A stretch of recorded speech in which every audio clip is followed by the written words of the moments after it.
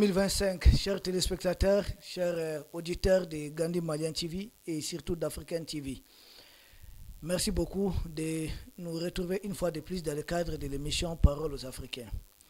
Dans le cadre de cette émission, nous allons aujourd'hui parler de la célébration en grande pompe, une vraie démonstration de force, de puissance de la part du Mali et même des pays de l'AES. Pour décrypter ces sujets au sommet de l'actualité, nous sommes avec deux éminents experts, des invités, des Hourans qui vont nous aider à comprendre davantage. Et à ma droite, je crois qu'il n'est plus à présenter, mais il va se présenter une fois de plus s'il le faut, tant que c'est nécessaire. Parce qu'il fallait au moins s'inviter un Malien et un Africain, c'est-à-dire un autre Africain, mais cette fois-ci du Togo. Voilà. Donc un Africain du Mali et puis un Africain du Togo. Monsieur Lakou, présentez-vous et saluez le public. Bonsoir mon général, Oui. Le combattant de tous les temps. Merci beaucoup. L'homme de la première heure. Merci. Et nous sommes très fiers de vous et l'Afrique est tellement très fière de vous. Ouais. Parce que ce combat en réalité c'est un combat noble. Et il n'est pas donné à tout le monde de s'engager dans un combat où pendant que les autres voient sous leur orteil, vous visez très loin. Que le bon Dieu vous bénisse. Je remercie toute la galaxie panafricaine et je remercie aussi les frères et sœurs qui se sont engagés dans ce combat et surtout dans l'éveil de conscience. Chers frères, chers leaders, chers copanélistes, nous n'allons pas commencer aujourd'hui cette émission sans s'incliner devant les martyrs. Oui. Les martyrs aujourd'hui qui nous touchent. Et nous ne pouvons pas, en tant que vivants, dire des mots plus que ce que le bon Créateur, le Dieu méritant, a réservé pour eux. Nous saluons leur mémoire. Nous demandons au bon Dieu de consoler les cœurs de leur famille. Et ceci dit, nous sommes dans un dynamisme où nous faisons le non-retour. Nous saluons le gouvernement de la transition malienne, burkinabé, nigérien, qui ont décidé de poursuivre l'idéologie des aînés. Parce qu'aujourd'hui, nous sommes en train de faire une continuité que nos aînés nous ont laissée. C'est une mission, nous devons l'accomplir. Et nous sommes des combattants sans armes, mais nous avons des gens qui sont devant nous, parce que la lutte c'est comme ça, c'est sur plusieurs formes. Que le bon Dieu bénisse le Mali, que le bon Dieu bénisse l'AIS, que le bon Dieu bénisse l'Afrique, pour que la terre soit rétablie. Merci beaucoup mon frère pour ces mots d'entrée. Nous rejoindrons notre frère à notre gauche, le frère Iboussi, pour son mot. Oui, bonsoir. Oui. Général, et merci pour l'invitation. Je remercie tous ceux qui nous regardent et je salue le frère Ayouba. Et merci d'être là. Merci beaucoup. Sans plus tarder, droit d'aînesse oblige. Koura Iboussi, nous commençons avec vous. Vous avez suivi avec nous, et raison pour laquelle lui aussi l'a invité, d'autres Africains l'ont suivi. Et je crois même au niveau de l'Élysée, ça fait trembler peut-être quelqu'un là-bas. Les défilés d'hier, en tout cas moi j'y étais présent, je ne sais pas si vous étiez là physiquement ou si vous avez suivi virtuellement, c'est-à-dire à la télé.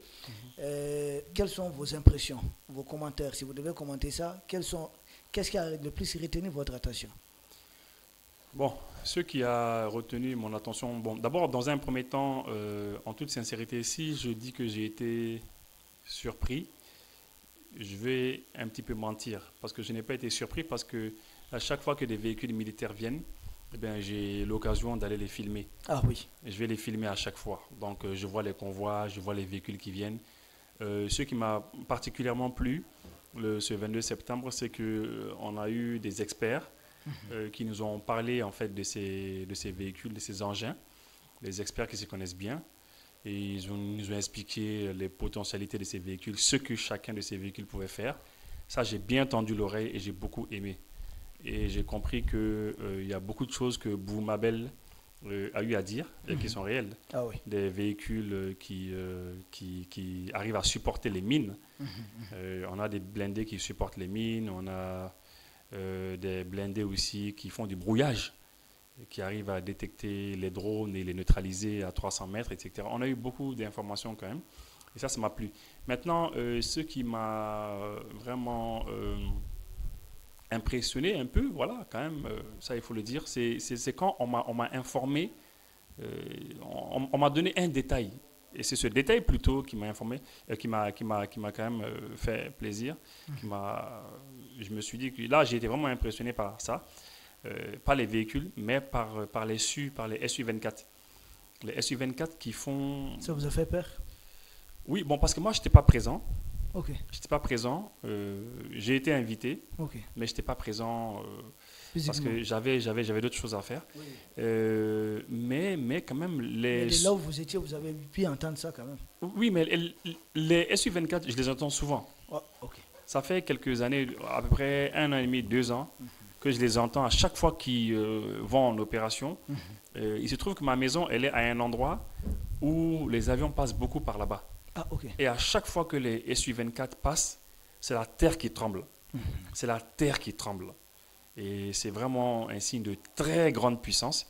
Mais ce qui m'a quand même impressionné, c'est lorsqu'ils ont dit que les Su-24 vont ils vont de Bamako, ils vont à Sikasso, Ouais, en passant par Bourgouni, Djoila, et retour Koutchala, Ségou. Et puis, donc, en 50 minutes. Du coup, ouais, en 50 minutes. Ça veut dire quoi? Ça veut dire que ça fait Bamako, Sikasso en 25 minutes. Ça, c'est impressionnant. Bamako, Sikasso en 25 minutes. Oui. Lorsque moi, je vais à Sikasso en voiture, je fais et je roule assez vite, mais je peux banalement faire 6 heures de voiture quand même. 5h30, 6 heures de voiture. Mais un SU-24, les SU-24 que nous avons font Bamako, Sikasso en 25 minutes. Et 25 minutes pour revenir, donc ça fait les 50 minutes. Okay. Et ça, franchement, c'est dans tout ce que j'ai vu hier, c'est ça qui m'a vraiment impressionné. Parce que je ne savais pas qu'on avait des avions aussi rapides qui pouvaient aller neutraliser très vite partout sur le territoire malien les ennemis et puis revenir. Et bon, quant aux blindés, il y a un blindé en particulier que j'ai beaucoup aimé, c'est le blindé anti-drone.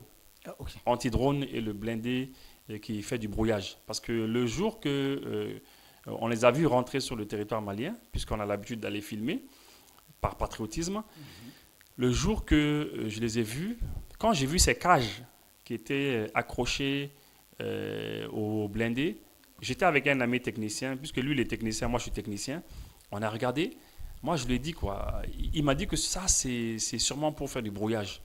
Et moi j'ai dit oui, ça ressemble un peu à la cage de Faraday. Parce que lorsque je faisais mes études d'électronique et quand j'étudiais les champs électromagnétiques, etc., et après mes études de télécommunication, j'ai compris que c'est quelque chose qui avait un rôle, qui jouait un rôle dans le domaine des champs électromagnétiques. Et effectivement, ça ressemble à une cage de Faraday et qui, en fait, ça permet, au lieu non seulement ça lutte contre les interférences, ça lutte contre les interférences, ça veut dire qu'on ne peut pas interférer avec ce véhicule-là et faire en sorte de brouiller les communications de ce véhicule. C'est très important. Oui. Parce que si vous avez un véhicule qui est bourré d'électronique et qu'on arrive à intégrer ce système électronique avec des systèmes électroniques à travers les champs électromagnétiques et qu'on arrive à brouiller vos communications, vous ne pourrez plus discuter ou discuter, avec...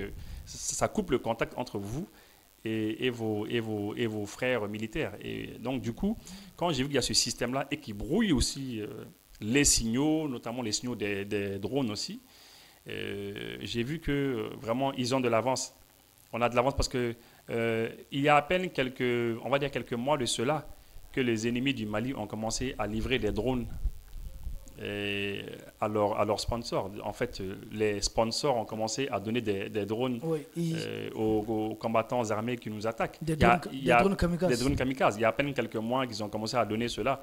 Le Mali n'a pas attendu peut-être 1 an, 2 ans, 3 ans, 4 ans, 5 ans pour avoir du matériel qui peut lutter contre ces drones-là. J'ai beaucoup aimé cela, quoi. Okay. Mais c'était, en conclusion, pour l'instant, d'ici que je ne reprenne la parole, lorsque j'ai vu tout ce matériel-là, depuis que je l'ai filmé entrer, j'ai compris que tout ce matériel-là, ce n'est pas pour se défendre uniquement contre les terreaux. C'est pour se défendre en cas d'attaque d'un pays. Ok. Si il advenait, par exemple, on ne le souhaite pas du tout, mais s'il advenait qu'un pays voulait entrer en guerre contre le Mali, bon, voilà, le Mali peut faire vraiment face à ce pays. Et il faut préciser aussi, comme Ayouba et moi on le disait il y a quelques instants, c'est la face cassée de l'iceberg. C'est sûr qu'il y a beaucoup de choses qui n'ont pas montré, parce que stratégiquement, en général, stratégiquement, quand on a les équipements militaires, on ne va pas montrer tout, ce n'est pas possible. D'ailleurs, certains équipements sont restés dans le conteneur. Voilà, certains sont dans les conteneurs et beaucoup ne sont pas venus sur le terrain. Beaucoup ne pouvaient pas venir et j'imagine il fallait aussi les cacher. On a vu des conteneurs défiler. Voilà. Mais franchement, waouh, c'est du lourd, c'est du très lourd et ça appartient aux Maliens, acheté avec l'argent des Maliens. Franchement, les militaires qui sont à la tête du pays, ils sont au sérieux, ils sont très au sérieux et c'est une grande démonstration de force. Merci beaucoup, Kouraï Boussi.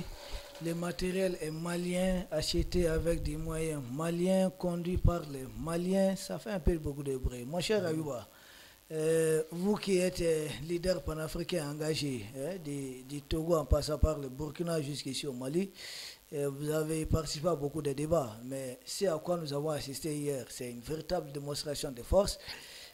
Moi, il est très rare que, en tout cas, avoir assisté à un tel défilé, c'est tout simplement impressionnant. Quelles sont, vos remarques, vos impressions, des commentaires, si vous avez quelque chose à dire là-dessus? Merci bien. Je remercie d'abord mon co-panéliste qui a essayé de décrire ce que les Maliens, les Africains et l'humanité a vu hier. Et vous savez, ce matin même, je viens de quitter une émission sur Panafricain Média. Il va falloir qu'on soit clair. Hier, pour moi, ce n'était pas une fête d'indépendance. C'était une victoire de l'AIS. Parce que simplement, pourquoi je dis c'est la victoire de l'AIS? Vous savez, nous, les panafricains, vous le savez, mon général, vous le savez, vous et moi, que nous ne sommes pas pour les indépendances de 1960 et autres, ou bien de 1957 et autres. Parce que simplement, c'était la recolonisation. Ouais. Et aujourd'hui, par la grâce de nos ancêtres et de notre Dieu, Allah Tout-Puissant,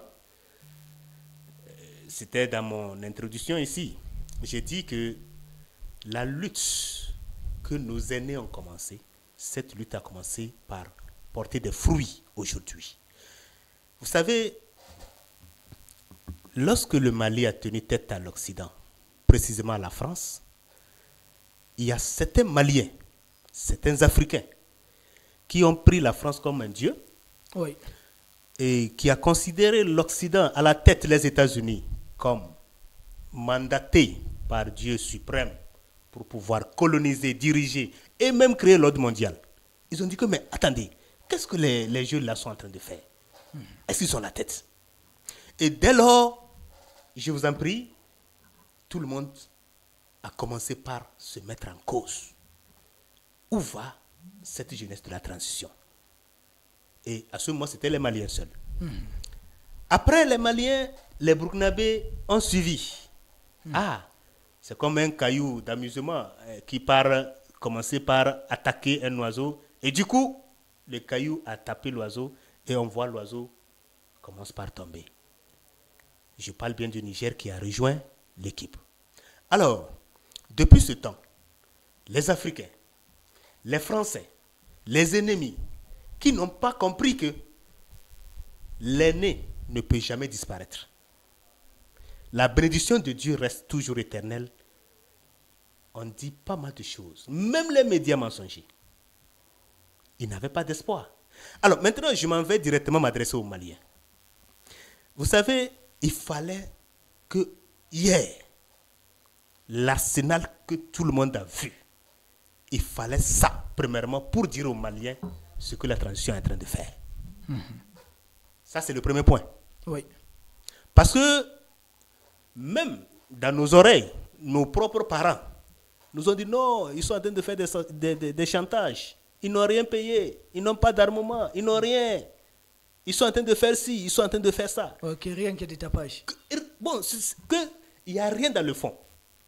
Vous voyez un peu? Moi, je dis, hier, il fallait ceci, l'arsenal là, pour que les Maliens puissent savoir ce que ces jeunes sont en train de faire. Et la fois dernière, moi, j'ai dit quelque chose. J'ai dit, allons au-delà de l'image de ces jeunes. Il y a un Dieu derrière. Qui pouvait penser un jour, depuis 1960 jusqu'à présent, que le Mali pouvait un jour rêver avoir l'arsenal que nous avons vu hier? Par quel moyen? Parce que vous m'avez posé cette question aujourd'hui. Oui. C'est par quel argent? Pendant que la CEDEAO nous a sanctionné.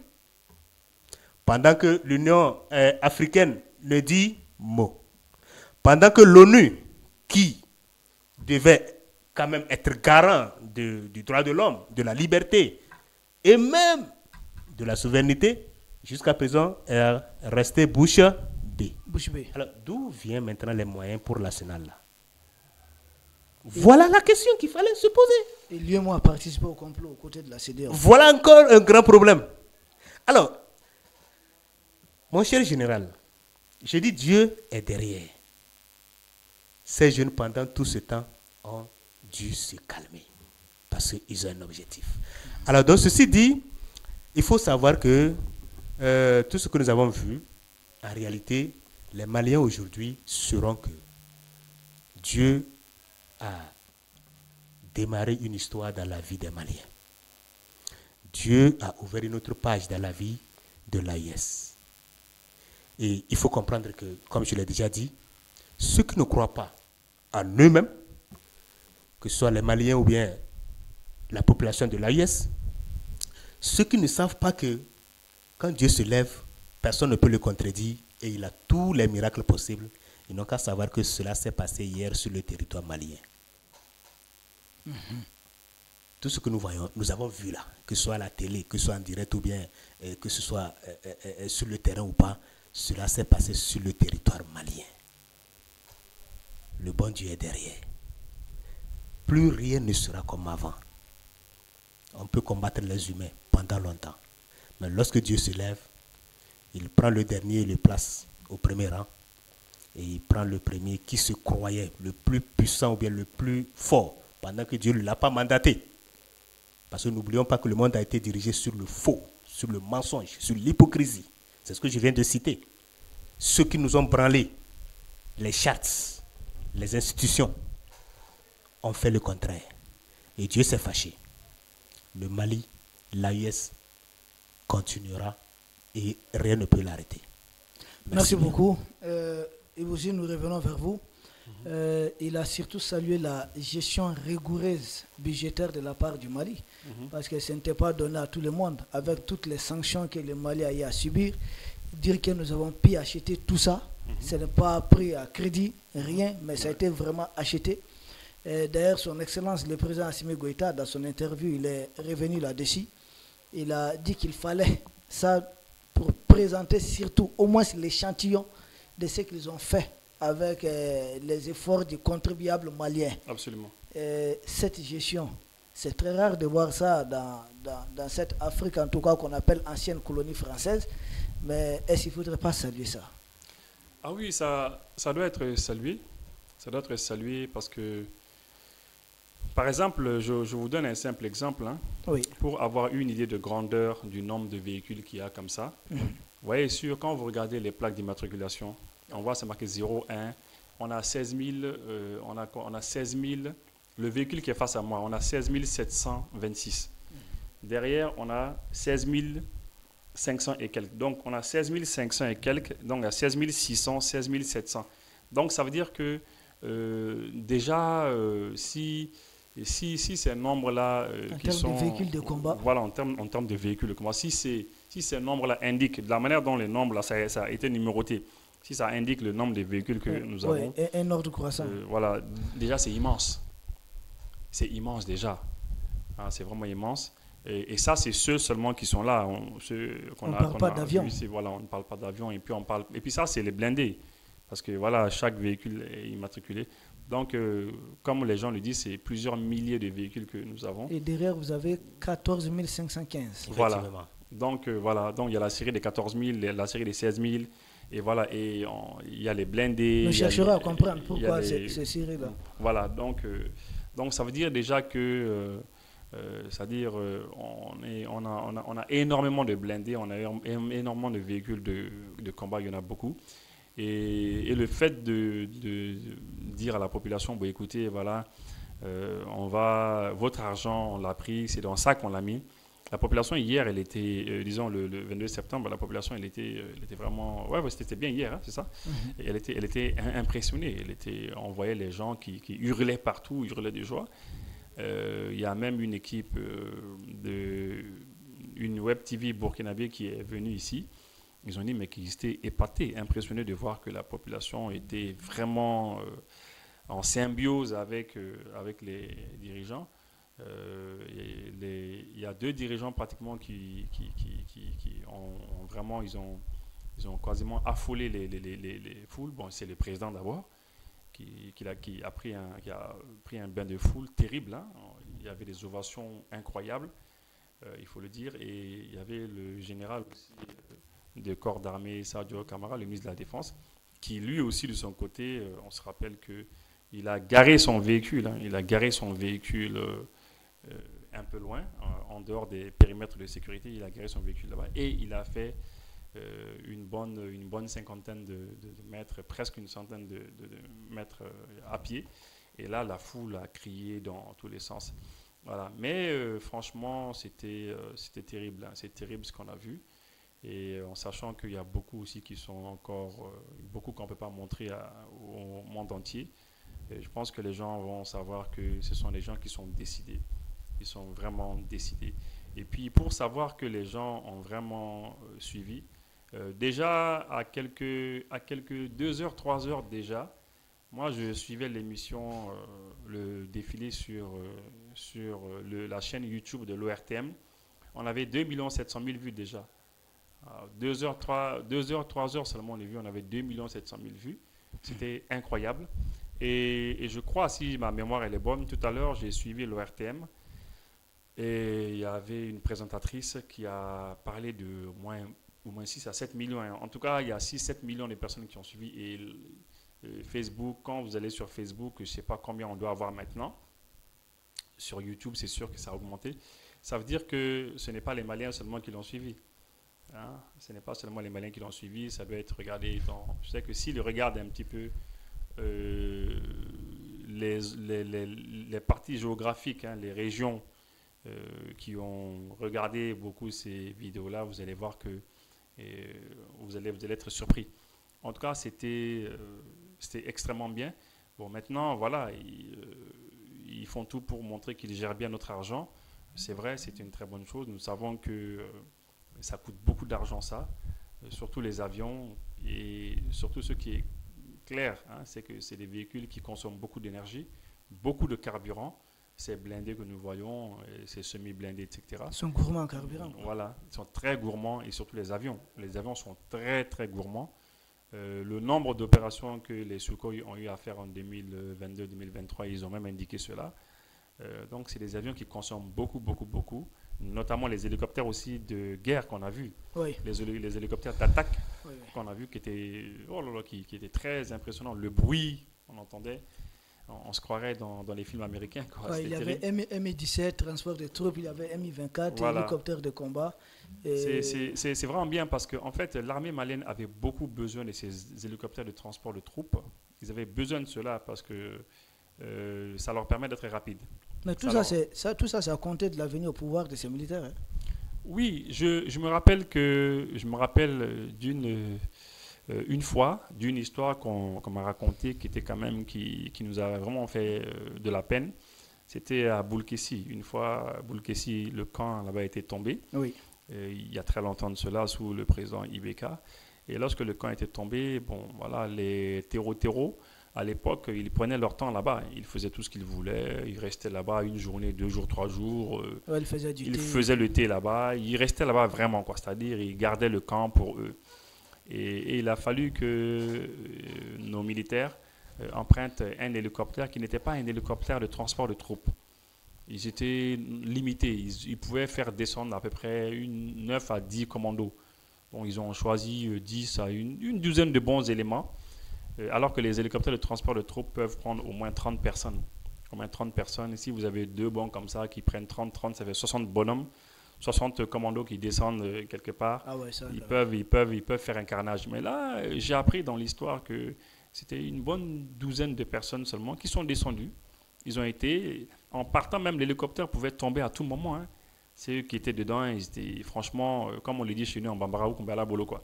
Tu vois, c'est Dieu qui a voulu qu'ils arrivent. Mais ils sont arrivés, mais ils ont pu descendre. Et puis, ils ont pu quand même se battre pour récupérer le camp de Boulkessi. Et il y avait des forces spéciales dedans.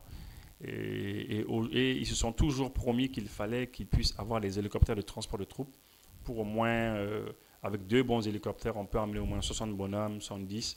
On les amène rapidement, ils peuvent descendre. Et surtout avec les hélicoptères d'attaque qui peuvent nettoyer le terrain en hauteur. Et ceux-ci seront électroyés, ils descendent et ils font ce qu'ils ont à faire. Parce qu'aujourd'hui, la guerre dans laquelle nous sommes, c'est ça.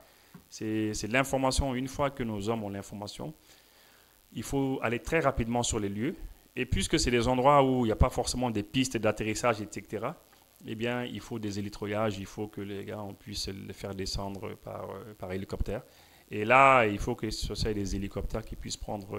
C'était très, très dur pour eux. Aujourd'hui, la tâche, elle est beaucoup plus facile. Et on leur souhaite beaucoup de chance pour cette guerre-là. Okay. Une guerre sale, quand même, qu'on nous impose. Une guérilla, disons. C'est même pas une guerre, c'est une guérilla. Parce que c'est ce qu'on dit, c'est une tactique de la hyène, en fait. Ils se cachent, ils viennent, ils sortent, ils attaquent la population et ils rentrent dans la brousse, ils s'enfuient. Voilà. Et d'ailleurs, le président, son Excellence Assimi Goïta, il est revenu là-dessus.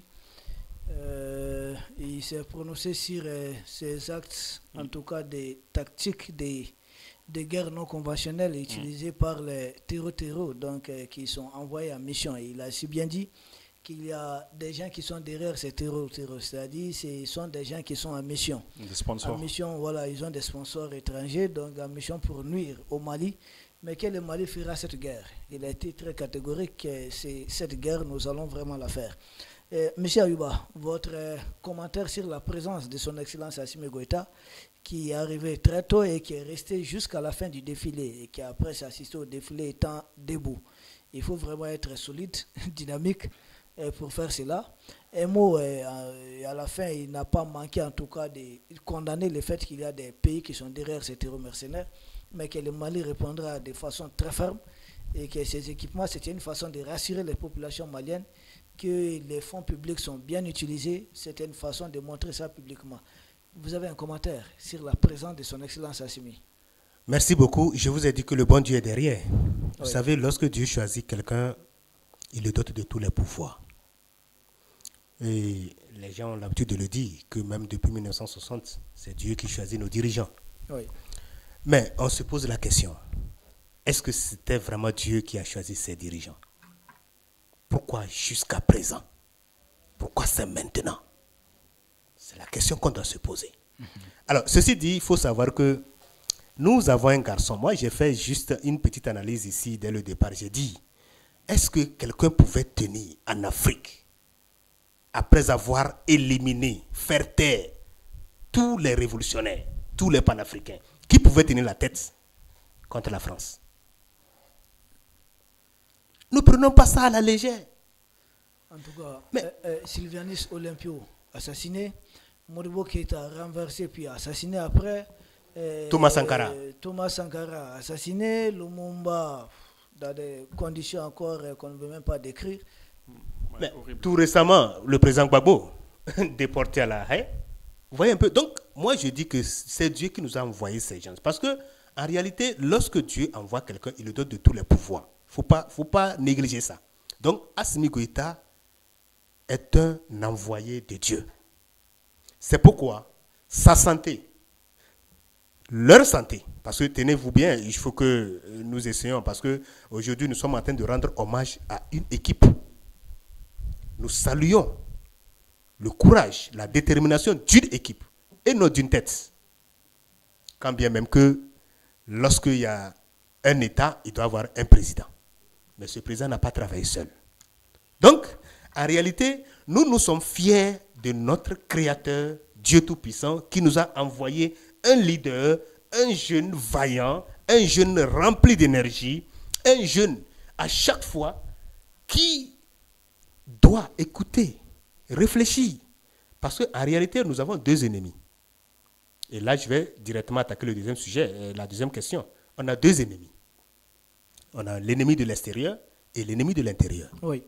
Et aujourd'hui, lorsque vous voyez l'arsenal là, il y a une vieille Akati Koko qui m'a posé la question, mais vous êtes des panafricains. Dites-moi, tout ça là, c'est contre les Maliens ou bien c'est pour faire quoi avec ça au Mali? Est-ce que ça là, il n'y a pas une autre vision derrière? J'ai dit, maman, nous avons trop d'ennemis. Et du fait que l'Occident s'est organisé, l'Occident tout entier, leur équipe, ils se sont organisés contre l'Afrique, c'est comme ça qu'ils vont aussi croiser les Africains sur leur chemin. Alors, ceci dit, je m'en vais directement utiliser votre plateau et réveiller la conscience de certains Maliens. S'ils nous écoutent, ils n'ont qu'à prendre conscience. Vous savez, il y a ce qu'on appelle l'esprit de complaisance. Parce que les politiques, les politiciens, la politique a transformé certains Africains. Donc du coup, ils ont pensé qu'un homme, c'est lorsque tu peux tout faire pour toi, pour ton ventre, et pour ta famille, ou bien pour tes proches.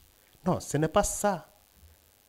Les raisons pour lesquelles Dieu nous a créés sur la terre, ce n'est pas ça la raison. Alors je m'en vais dire ce que son Excellence a dit hier. Beaucoup de personnes sont derrière les terroristes. Aujourd'hui, les ennemis de l'intérieur sont plus dangereux que les ennemis de l'extérieur. Parce qu'avec l'arsenal que nous avons là, aucun président de l'Occident ne va s'hasarder à dire qu'il va attaquer un pays de l'AES encore. Il n'y en a pas. Ils n'ont même pas d'avion. Voilà, d'abord, ils ont des problèmes de leur monnaie. Il y a un problème de dédollarisation qui est là. Ce n'est pas le sujet d'aujourd'hui. Alors, donc c'est pour vous dire que les guerres qu'ils ont déclenchées partout là. Ils sont submergés même. Ah mais, tu ne peux pas déclencher les guerres partout et dire que tu es encore en état de force. Tu es en train de te détruire. Parce qu'aujourd'hui, il faut comprendre que l'Occident ne peut pas faire des réparations depuis le temps colonial jusqu'à présent. C'est pourquoi ils sont prêts à mourir. Et là, j'interpelle les Africains. Parce que lorsqu'il y a un problème, il faut voir chez toi. Est-ce qu'il n'y a pas des gens qui n'ont pas compris l'enjeu de la lutte? Pourquoi nous luttons? Aujourd'hui, beaucoup de personnes se disent, bon d'accord, on est là, on va les voir. Il faut activer les jeunes qui n'ont pas compris qu'en réalité, la vie, ce n'est pas ce que on les place de faire ou bien on les oblige à faire, mais la vie, c'est l'amour, le pardon et le système de vivre ensemble. Qu'est-ce que je veux dire par là? Vous savez, chaque fois lorsque nous entendons des attaques, moi personnellement, ça me fait mal. Parce que sur le terrain, c'est les Noirs, c'est nos frères qui tombent. Que ce soit dans le camp de nos frères combattants, que ce soit dans le camp des ennemis qui n'ont pas compris. D'abord, c'est les Africains qui meurent. Et pourquoi? Pourquoi c'est les Africains qu'on doit utiliser jusqu'au XXIe siècle pour aller contre les Africains? C'est parce qu'on nous a aliénés quelque part. C'est parce qu'on a compris que, c'est-à-dire certains ont compris que en réalité c'est leur ventre d'abord, leur famille d'abord et leur intérêt d'abord. Vous croyez que ces jeunes-là, les jeunes de ces trois pays-là, ne pouvaient pas accepter vendre l'Afrique quand ils sont venus? Pour leur ventre, pour leur intérêt, ils pouvaient le faire. C'est ce que je dis. Ils sont en train d'aller au-delà de l'imagination des humains. C'est pourquoi aujourd'hui, on a ce résultat. Alors, comment se fait-il que les Africains, jusqu'au XXIe siècle, vont accepter la corruption? À cause des miettes qu'on les branle. Pourquoi? Est-ce que ce n'est pas parce qu'il y a un problème quelque part? Donc, ceci dit, quand le général, son excellence, dit qu'il y a des gens derrière, premièrement, c'est pour dire aux uns et aux autres qui n'ont pas encore compris qu'ils peuvent s'aligner. Ils n'ont qu'à s'aligner. On n'a qu'un seul pays, on n'a qu'un seul continent. Tu peux aujourd'hui aller ailleurs en tant qu'Africain, parce qu'on t'a donné les miettes et tu as commis du crime. D'ailleurs, même le sujet là viendra. Tu as commis du crime sur ton territoire et tu pars ailleurs pour vivre là-bas. Finalement, même ton cadavre là, on amène ça en Afrique. Tu vas rester avec tes pères. En tout cas, il y a un proverbe qui dit que le cadavre d'un oiseau ne pourrit jamais en l'air. Merci beaucoup, mon général. Donc, oui. Terminez rapidement. Merci beaucoup. Donc, je disais, on a intérêt à allumer nos bougies afin de mieux demeurer africain, rester africain, pour qu'on puisse se comprendre. On va manger ensemble, on va profiter de ce que Dieu nous a donné. Merci beaucoup. Nous revenons vers Iboussi. Il y a un propos qui a fait beaucoup de bruit hier. Moi, je ne comprends pas. Et ce n'est pas de la part directement des ressortissants des pays impérialistes, mais surtout beaucoup d'Africains. Nous savons que nous, on n'a pas compris. Quand les journalistes qui faisaient des reportages, il a insisté là-dessus, que c'est acheté avec les moyens maliens et c'est payé comptant. Ouais. Mais ça fait beaucoup de bruit auprès de certains. Ils se sont vus frustrés, touchés. Mais pourquoi ça fait mal? Tout Africain devrait se réjouir qu'un pays africain puisse acheter de tels armements sans s'endetter auprès quand même du FMI pour le forfait de la Banque mondiale. Mais pourquoi ça fait autant du mal? Bon, non, en fait, pour moi, il faut peut-être essayer de voir... Ils se sont sentis visés, peut-être, je ne sais pas. Oui, il faut essayer de voir les personnes d'abord. Il faut peut-être cibler ces personnes auxquelles ça fait mal parce que généralement, ceux auxquels ça peut faire mal, c'est ceux qui n'ont pas pu faire mieux. Okay. Parce qu'aujourd'hui, nous avons de jeunes militaires à la tête de l'État qui, en fait, personne ne pouvait s'attendre à un tel résultat. On ne pouvait pas savoir que les militaires pouvaient prendre le pouvoir et mieux faire que ceux qui pensaient être les mieux placés pour diriger le pays. Parce que comme vous le savez, il y a des gens qui estiment que diriger le pays, c'est leur affaire à eux, c'est leur profession à eux, c'est eux qui sont là pour diriger le pays et les militaires sont bons pour les casernes. Et c'est tout. Il y a des gens qui se disent ça. Du coup, bon, si ces gens sont mécontents, ça peut se comprendre parce que c'est de bonne guerre, parce qu'eux, quand même, ils n'ont pas pu mieux faire. Ça, c'est un déjà. Maintenant, la deuxième catégorie de personnes qui peuvent ne pas être contentes par rapport à cela, c'est évidemment ceux qui sont avec l'impérialisme, l'Occident, les pays de l'Occident qui constituent l'impérialisme. Pas tous les pays, évidemment. Parce que le FMI et la Banque mondiale ne vont jamais nous donner de l'argent pour payer ce matériel. Ah non, jamais de la vie. C'est-à-dire ils ne vont jamais le faire. Ça, il ne faut même pas qu'on rêve de cela. Tous les pays qui sont avec le FMI et la Banque mondiale, qui sont à fond, l'argent, c'est pour autre chose. Ce n'est pas pour payer les équipements militaires comme cela. Donc, c'est cela. Donc, ceux qui sont jaloux, bah, ça, c'est leur affaire. Hein. Nous sommes très contents, nous sommes fiers. Parce que le président, il a dit que on ne peut pas avoir une grande nation sans une grande armée. Et c'est très clair. Et puis, je crois que le ministre Diop aussi, le ministre des Affaires étrangères, c'est important que les gens l'écoutent quand il parle. Il a déjà dit de manière très claire. Il a dit à Bruxelles une fois, il a dit très clairement que, bon, ouais, écoutez, les équipements militaires, on en a cherché avec certains pays occidentaux. Ils n'ont pas voulu nous les vendre. Ils n'ont pas voulu nous en donner. Et à chaque fois qu'on essayait de se procurer les équipements militaires, ils les bloquaient. Quand ils le savaient, ils les bloquaient. Ils créaient des blocages. Et on s'est tourné vers la Russie et la Chine et la Turquie. Les équipements, on les achète, contents. Hein, et ça se passe très bien. Le ministre Diop, il a déjà dit que voilà, on achète ces équipements-là. On ne les donne pas cadeau comme ça, on les achète. Évidemment, quand on achète, parfois, on peut avoir quelques petits trucs. Voilà, on peut vous dire, bon, écoutez, puisque vous avez acheté tel lot, on peut vous en donner quelques-uns de plus. Ça, oui. Ça peut se faire. Et puis, je me rappelle aussi une fois que le ministre de la Défense, Sadio Camara, il l'avait dit aussi. Il avait dit une fois, à l'occasion, il avait dit qu'il remerciait vraiment la Russie Parce que lorsqu'on a été victime de sanctions illégitimes et illégales de la part de l'UEMOA avec la CEDEAO, parce que la CEDEAO a fait venir l'UEMOA à l'une de ses réunions Oui. pour éventuellement tenter de nous pas faire du tout beaucoup normal. plus mal. Oui, c'est ça. C'est pas normal que la CEDEAO se fasse accompagner de l'UEMOA. Oui. Mais puisqu'ils voulaient nous faire mal le plus possible, ils ont dit à l'UEMOA de venir. Quand l'UEMOA est venu, ils ont demandé à la BCAO de bloquer, de geler certains de nos fonds, etc. Et pendant toute cette période-là, on avait des difficultés. Et lorsque la situation s'est réglée, parce que les Russes, ils ont dit non, il n'y a pas de problème, hein. Prenez votre temps, on sait que vous allez payer.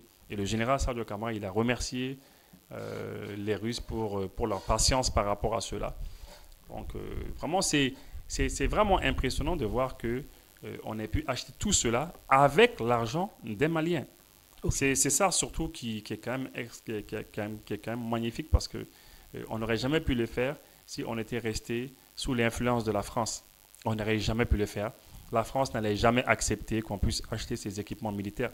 Elle qui est en difficulté aujourd'hui. La France n'a même pas de munitions. Ils n'ont même plus de munitions aujourd'hui parce qu'ils ont voulu aller aider les Ukrainiens dans leur guerre. Il y a des experts français qui ont dit qu'on n'a pas assez de munitions. Qui ne peut pas tenir au-delà de 3 jours. On ne peut pas tenir. C'est un pays qui n'a jamais pu tenir plus de 3 jours dans les guerres sérieuses. On se rappelle que lorsqu'ils se sont engagés en 2011 en Libye, la guerre en Libye a duré 7 mois.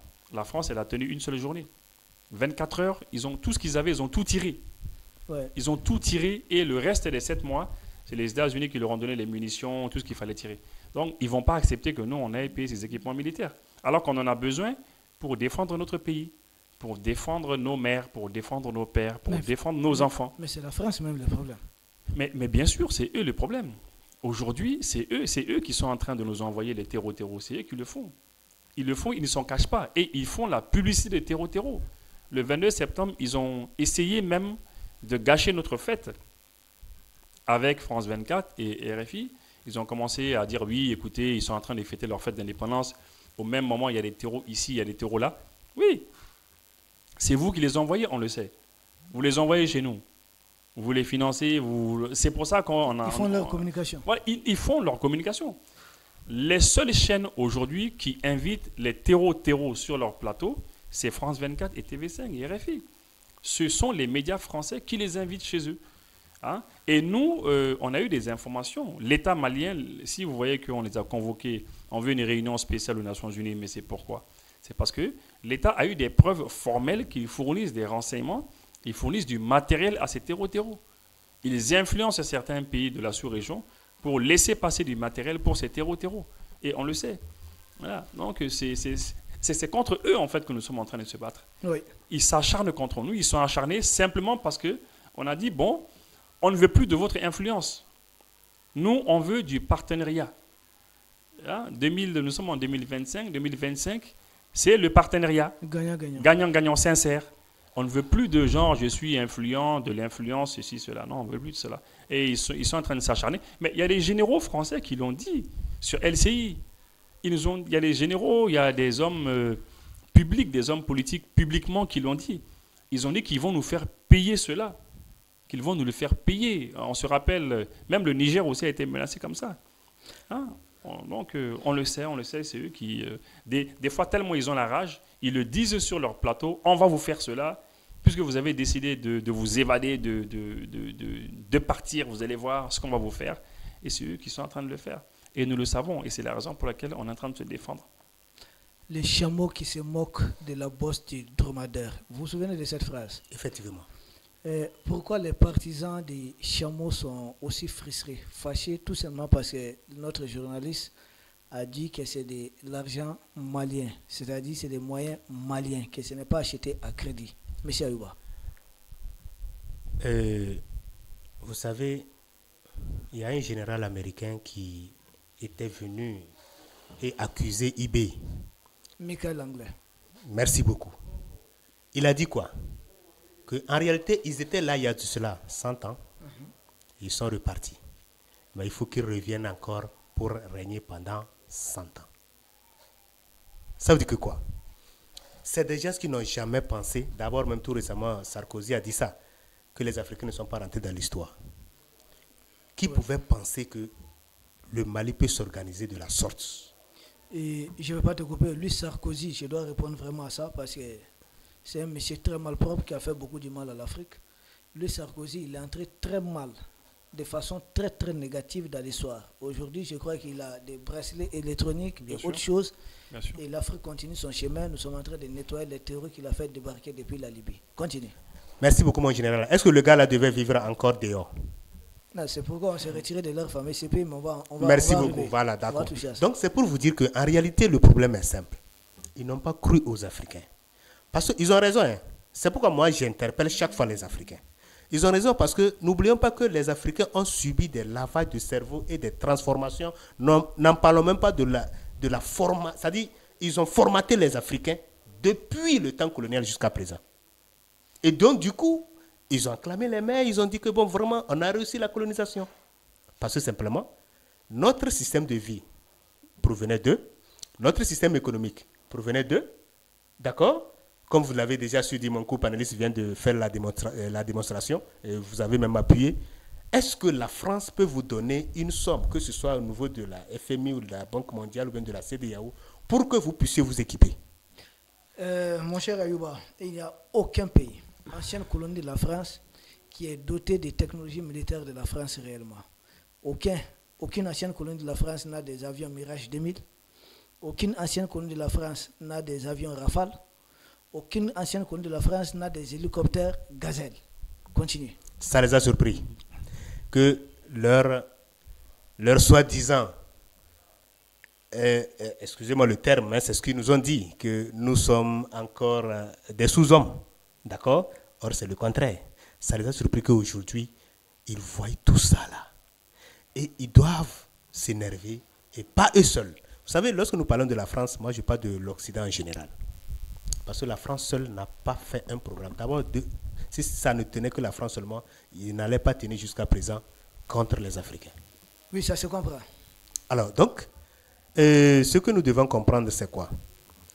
Il est bien vrai que ça étonne même les Africains de comment le Mali, ce n'est pas 100 ans, ce n'est pas 20 ans, ce n'est pas 30 ans qu'ils ont pris pour avoir l'arsenal qu'on nous a présenté. Et d'abord, tenons-nous bien, nous avons dit ça. Le secret militaire, c'est qu'on ne peut pas présenter tout. Le secret militaire, là, on ne peut pas présenter tout. Ah oui, c'est clair. Donc, ils n'ont qu'à comprendre que ce qui est caché est plus dangereux que ce qu'ils ont vu. Ce qui est caché. Parce que c'est le système de la Chine. La Chine n'a jamais présenté son arsenal militaire.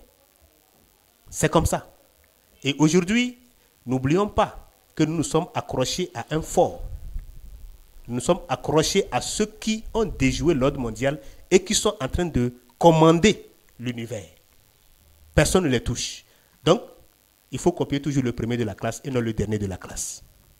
Donc, aujourd'hui, les Maliens n'ont qu'à comprendre que souvent quand on dit non, il faut contribuer pour l'effort de guerre, ils disent non, bon voilà, ça c'est trop, ou bien comment ceux-là ont fait. Non. Il faut comprendre qu'on n'avait pas besoin de leur monnaie. Parce que Dieu nous a donné tout ce qu'il faut, que ce soit les ressources naturelles ou bien les ressources du sous-sol. Et lorsque ces jeunes sont venus, et je vous ai dit, c'est Dieu qui les a envoyés. C'est des jeunes, ils ont analysé tout, parce qu'ils sont nés voir la démocratie, ils sont nés dans la démocratie, ils ont vu comment les aînés ont échoué en politique. Pourquoi ils ont échoué? Parce qu'ils ont leur main toujours dans la bouche de leur ennemi. Ça a toujours été comme ça. Alors, ces jeunes ont travaillé avec ce que Dieu les a donné. Premièrement, comme les ressources qu'ils ont sur leur sol. Deuxièmement, comme ce qu'ils ont comme les ressources du sous-sol, les ressources minières. Et en troisième position, la population qui ont toujours soif de la vérité, la paix et la justice. C'est cette population qui a contribué. Okay. Parce qu'aujourd'hui, il n'y a pas un seul Malien qui va dire qu'il n'a pas contribué pour l'effort de guerre. Par tous les moyens, tous les Maliens ont contribué pour l'effort de guerre. Et c'est ce que je dis, il fallait que hier, les Maliens voient que, en réalité, ce qu'ils faisaient, cela a été le concret. Et derrière tout ça, là, qu'est-ce que nous allons dire? Vous savez,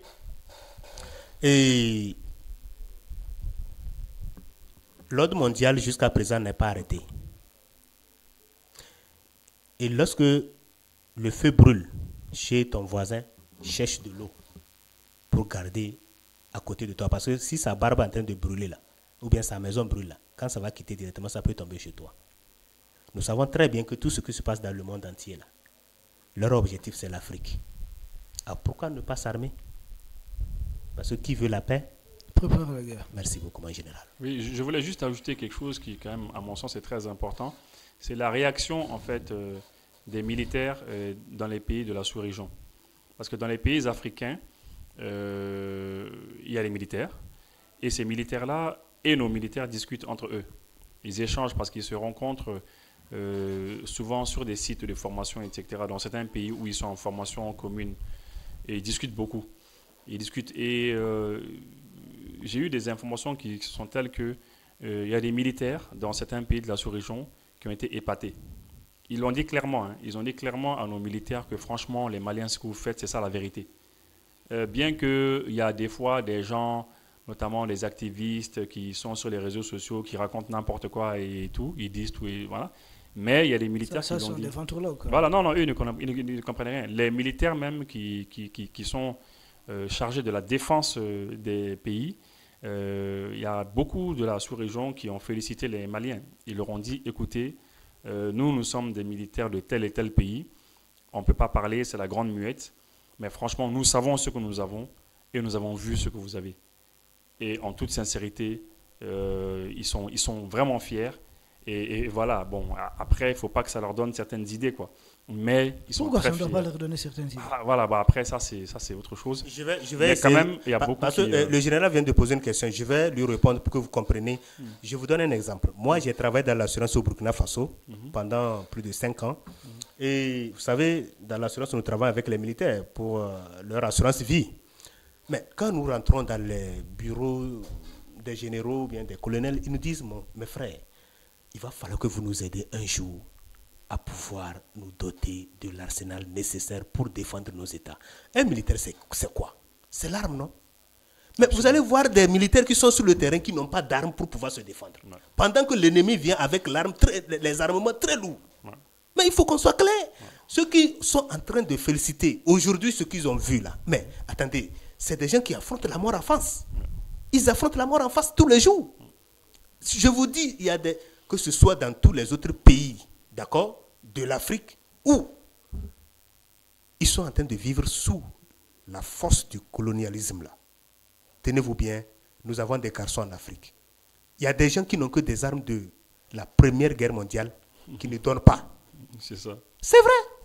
Ils sont là. Et ce que je vous dis là, ce n'est pas parce que je parle. C'est des militaires qui témoignent devant nous. Oui, mais attendez. Qui faut-il blâmer? Parce qu'un militaire qui sait qu'il est réellement désarmé par certaines politiques, c'est-à-dire pour qu'un président, généralement, les présidents qu'on appelle occidentalement élus, pour qu'ils acceptent de ne pas armer ou équiper leur armée réellement, ils tiennent cet ordre, ce n'est pas une autorisation, ils tiennent cet ordre de l'Élysée, ou bien du Quai d'Orsay, ou bien de la cellule Afrique au niveau de l'Élysée. Et des officiers supérieurs ou des officiers généraux qui ont connaissance, qui ont conscience, qui savent qu'il y a un complot, c'est dicté depuis Paris, quelque part, que les pays ne doivent pas s'armer et qui osent conduire les enfants d'autrui, leurs soldats, à la boucherie. Nous pouvons comprendre qu'un militaire tombe, qu'il soit bien équipé, il a été bien renseigné, mais la réalité de la guerre, c'est la guerre aussi. Mais là, on peut comprendre certaines choses. Mais qu'un militaire tombe tout simplement parce qu'il n'a pas d'armes ou bien il n'a pas suffisamment de munitions, ça c'est dû à certaines politiques. Et qu'un officier se déploie, se résume à se coincer dans les 4 murs de son bureau pour parler à un civil, écoutez, on souffre, on fait comme ça, c'est que cet officier n'est pas garçon. D'accord. Il a les devoirs d'assumer la défense de son pays. La défense de la patrie, là, ça c'est l'engagement c'est pas que l'engagement du militaire de tout citoyen d'un pays. À plus forte raison, un officier général, il n'a pas à se faire blâmer. Il peut passer à l'acte. Un tel président, il est coupable de quoi? De la haute trahison. Effectivement. Tout président qui refuse que son pays soit équipé en armes, normalement dans le contexte actuel, où on a Al-Qaïda, je ne sais pas, État islamique envoyé par les Occidentaux dans tous les pays, tout président qui refuse d'équiper son armée, il est coupable de la haute trahison. Ça, c'est très clair. Ça, c'est Et vrai. si, comment quelqu'un qui est coupable de la haute trahison peut continuer à diriger un pays et qu'il y a des officiers généraux qui ont la possibilité de les déposer tout simplement pour essayer de rester dans des bonnes grâces du pouvoir, se mettre à pleurnicher, à pleurer dans des bureaux ou se cacher à appeler nos officiers autres là, mais nos officiers ont pris leur courage à bras le corps. Qu'est-ce qui les empêche de faire la même chose?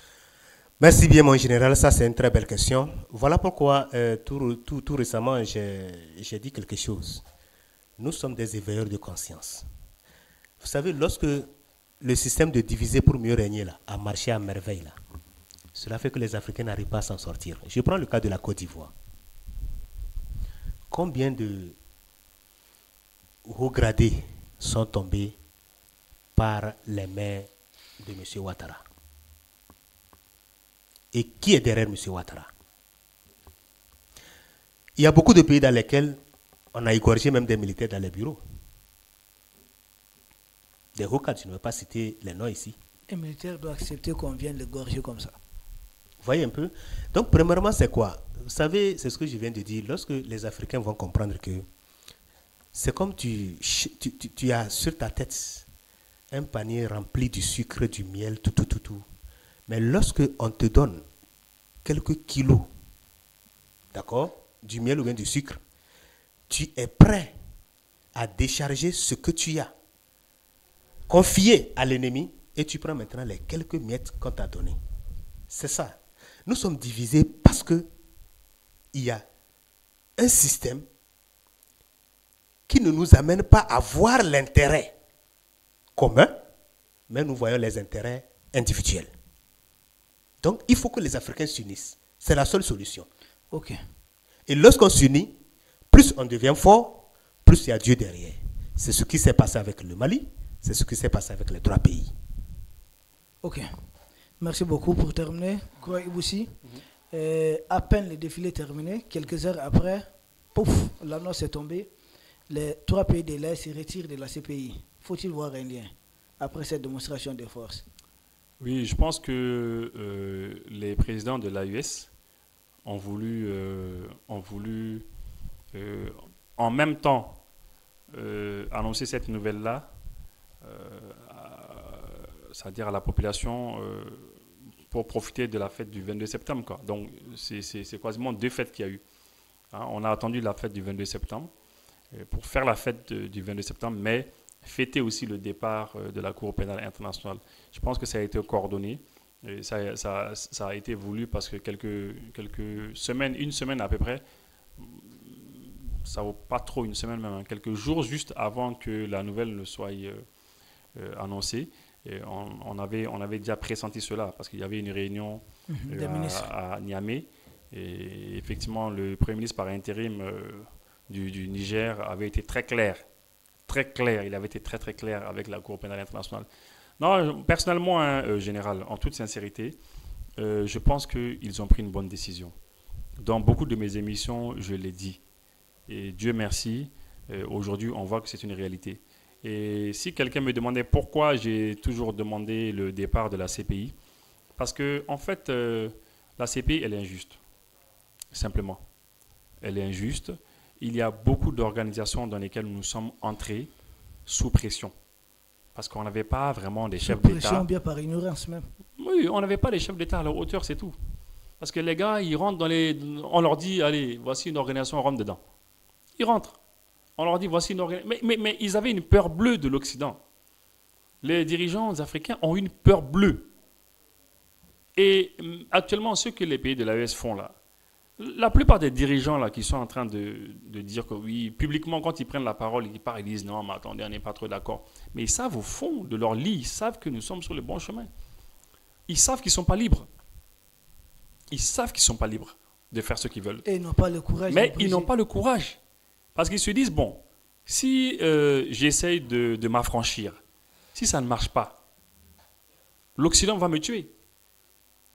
Et c'est ce que nos militaires là ont risqué. Donc lui, il préfère sa vie à lui, mais la mort lente de son pays.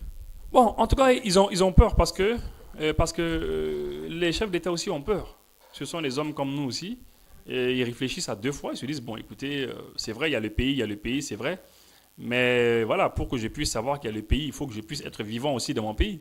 Si tu meurs, c'est vrai, il y a le pays, mais après... Donc, ils ont peur, ils Mais savent. tôt ou tard, ils mourront quand même. Mais oui, c'est vrai. Mais après, il faut avoir le courage. Mobutu, il n'est plus de ce monde.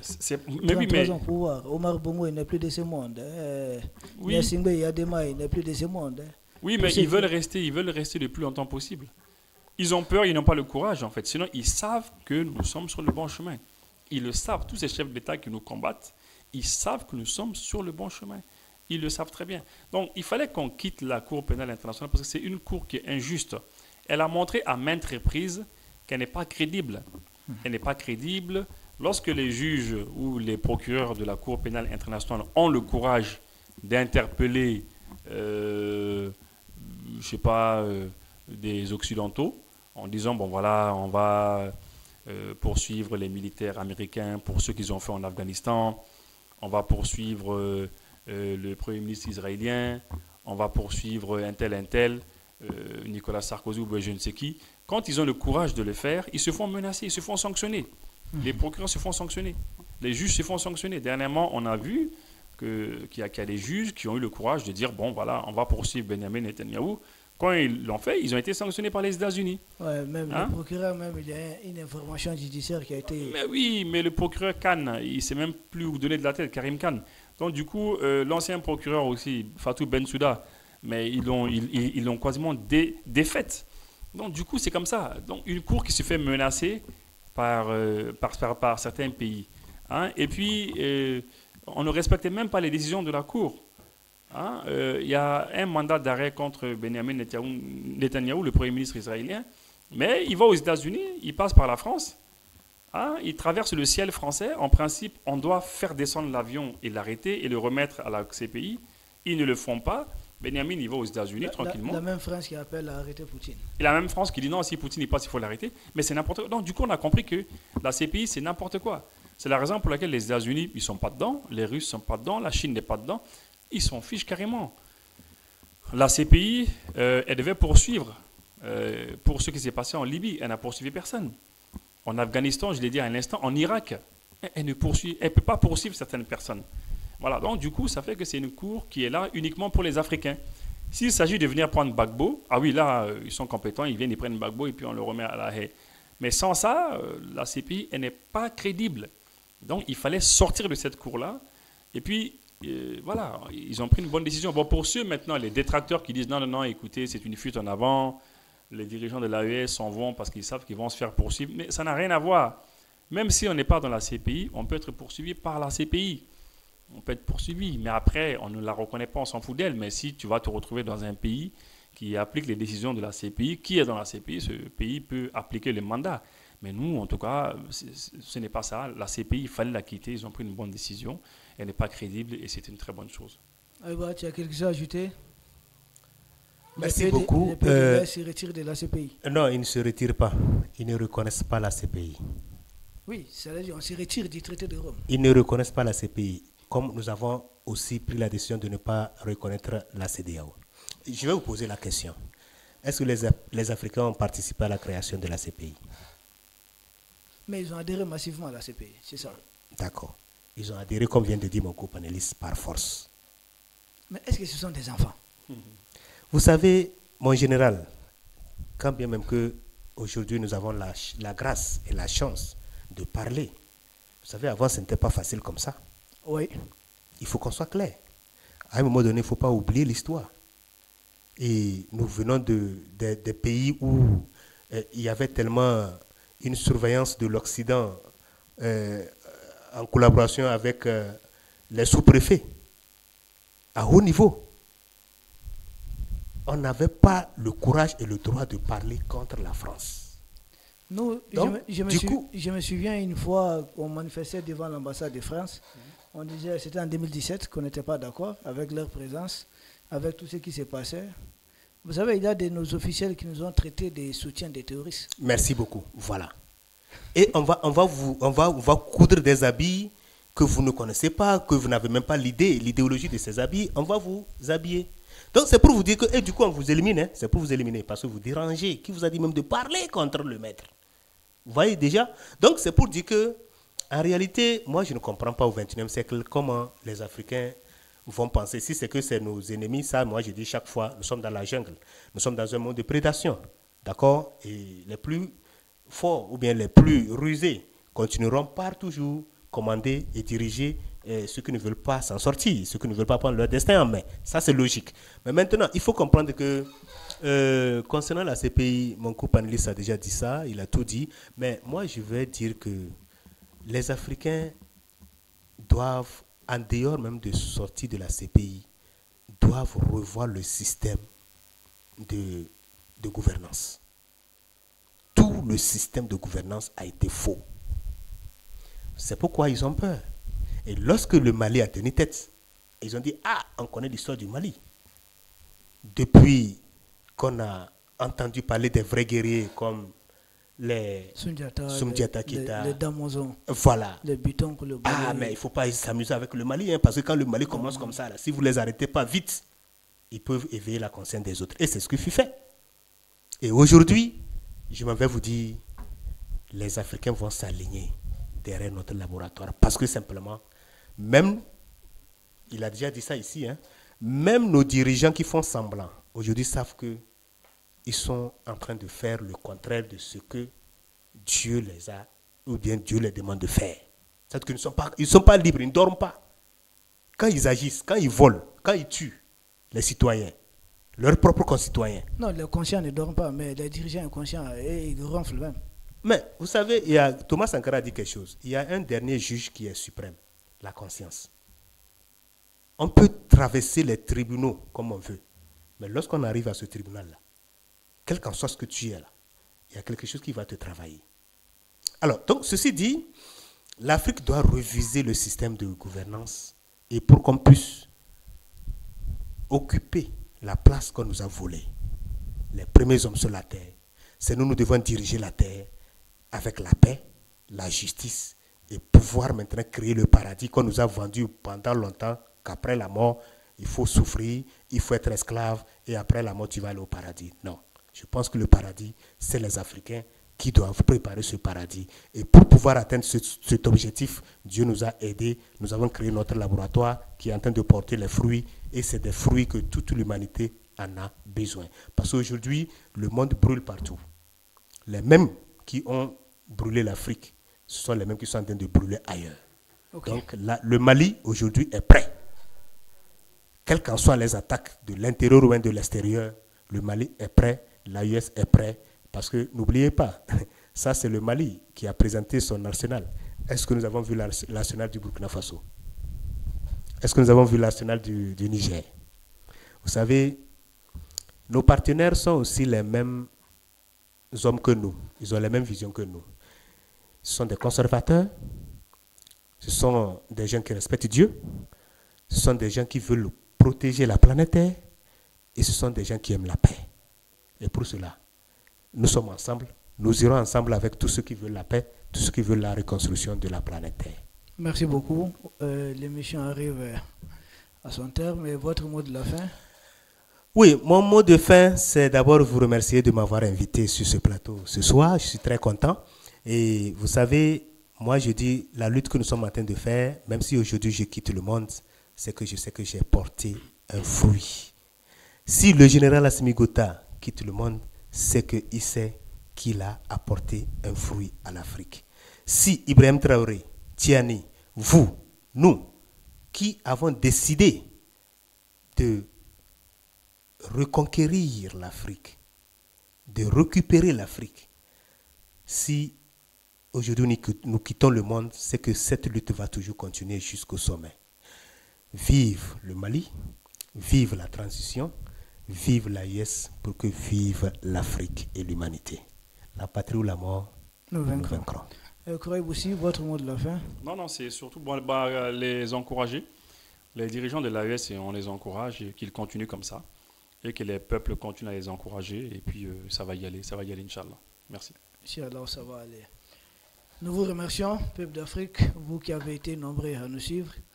Et nous vous conseillons surtout de rester branchés sur African TV, une filiale de Gandhi Malien TV, qui diffuse exclusivement en français, pour permettre à plus d'Africains, ou en tout cas aux hommes libres de partout du monde qui veulent nous suivre, d'être branchés, comprendre non seulement l'actualité du Mali, de l'espace AES, de l'Afrique, mais surtout comprendre notre vision, notre analyse sur tout ce qui se passe un peu dans ce monde.